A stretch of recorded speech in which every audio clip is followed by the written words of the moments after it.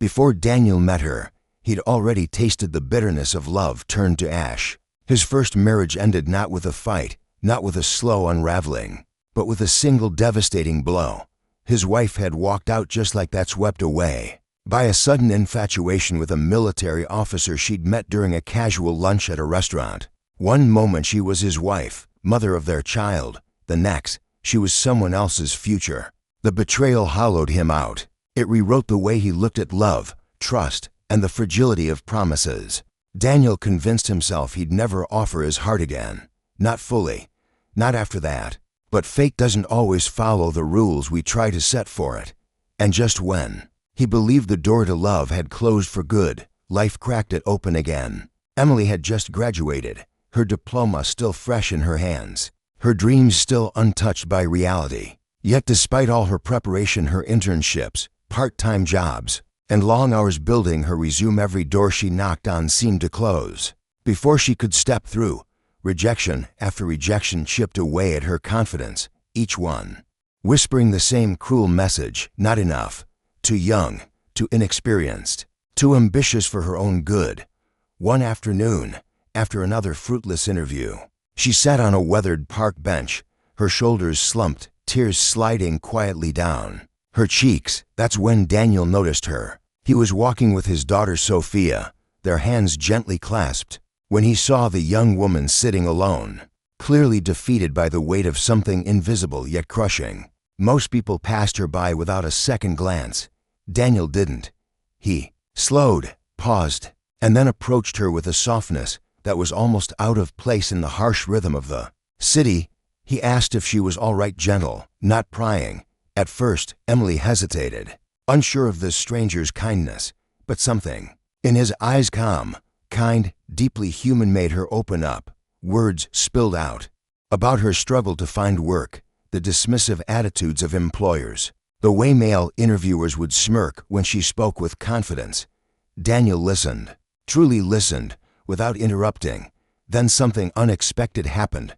Sophia, quiet until that moment, reached into her bag and handed Emily a drawing, an innocent crayon sketch of a cozy cafe, with her father smiling behind the counter. It was simple, childlike, but something about it struck Emily deeply. She held it like it was something rare, something sacred, and somehow, in that small act of kindness, the world felt a little less cold. At the time, Daniel ran a small children's development center.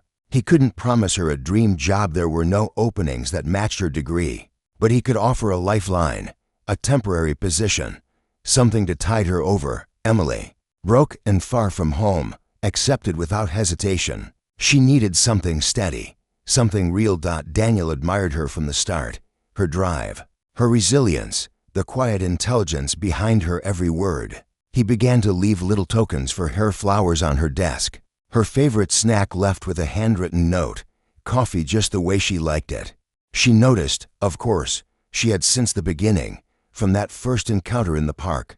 Something about Daniel had pulled her in, gentle yet firm, steady, safe. When he finally asked her out, her answer was yes. Their relationship blossomed, like something meant to be.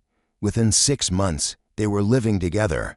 A year later, Daniel, the man who once believed his heart was beyond repair, found himself on one knee, asking for forever, and Emily, who once cried on a park bench, unsure of her place in the world, said yes without hesitation.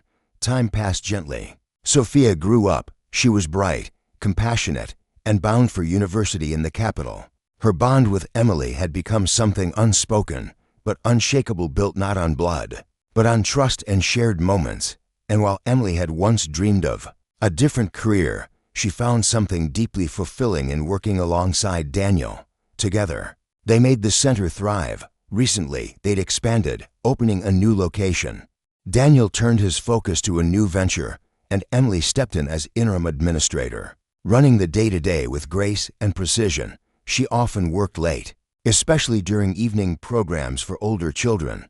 One of those programs included English lessons taught by Nathan, a young instructor with sharp features, effortless charm, and a self-assuredness that seemed to fill every room he entered. At first, Emily admired him professionally.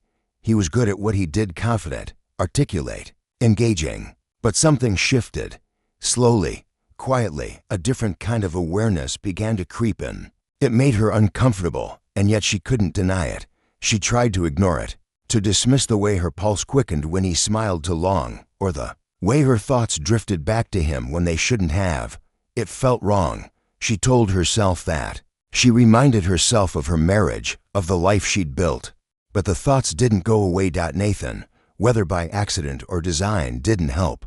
He called her boss with a smirk that felt far more intimate than respectful. He complimented her on her work, on her appearance, on things Daniel hadn't mentioned in months.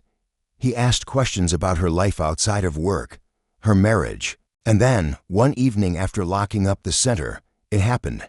A kiss. Quick, electric, and devastating. For a heartbeat, Emily let herself feel it, the heat, the thrill, the escape. Then came the crash. Guilt surged through her, thick and suffocating. But the damage was done. A boundary had been crossed, and nothing felt the same. From that moment on, she couldn't look at Daniel without the weight of what she'd done pressing down on her. He, once comforting and stable, now felt predictable. Dull. Nathan, by contrast, felt alive, exciting, untamed. She began to resent Daniel without reason, snapping at small things, pulling away, withdrawing into herself. Daniel noticed the change. He didn't understand it, but he felt it. One night, sitting alone in his office, he opened the security footage from the center, hoping to find something, anything that might explain her distance. Emily was supposed to be teaching, but the classroom was empty. He clicked through the cameras, and then he saw it. In the back room, his wife, kneeling, with a man half his age. The image landed like a sledgehammer. He sat frozen, unable to move, unable to breathe. The betrayal knocked the wind from him in a way even his first wife hadn't. This wasn't just infidelity. This was his center, his wife, his life unraveling before his eyes. He recorded the footage slowly, quietly, then stared at the screen until the colors blurred, trying to unsee what he could never forget. That night, Emily came home cheerful, completely unaware of the truth Daniel now carried. She kissed his cheek. He flinched. Her touch felt like poison. He didn't sleep. He couldn't.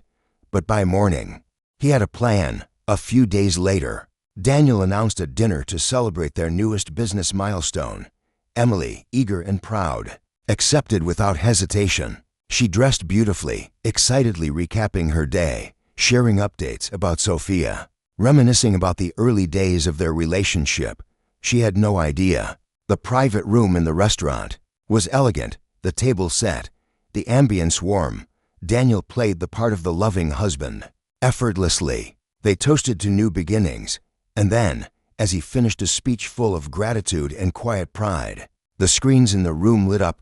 Emily turned, her smile freezing mid-laugh. The footage played without a word, no narration, no explanation, just truth. Her truth. In crystal clear detail.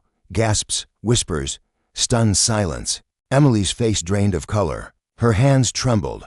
Her mouth opened, but no words came. A tear slid down her cheek, then another. Then she fled the room, sobbing, humiliated, exposed. The fallout was brutal. Divorce came quickly but painfully. She tried to spin the narrative, claimed confusion, claimed it was a mistake. She begged, pleaded, tried to salvage what she'd so easily destroyed. Daniel listened to none of it. He was done listening to lies. Sophia, heartbroken and furious, cut ties with her stepmother completely, and Nathan, so full of charm and swagger, disappeared. He quit his job, blocked Emily, vanished from her life without a word. She was left with nothing but the echo of her choices. She now lives in a small apartment, a shadow of the life she once had. The light in her eyes has dimmed. Regret lingers in every corner of her world. But some mistakes can't be undone. Some betrayals, carved too deep to ever be stitched shut. And Daniel, he healed, quietly, steadily, and he never looked back.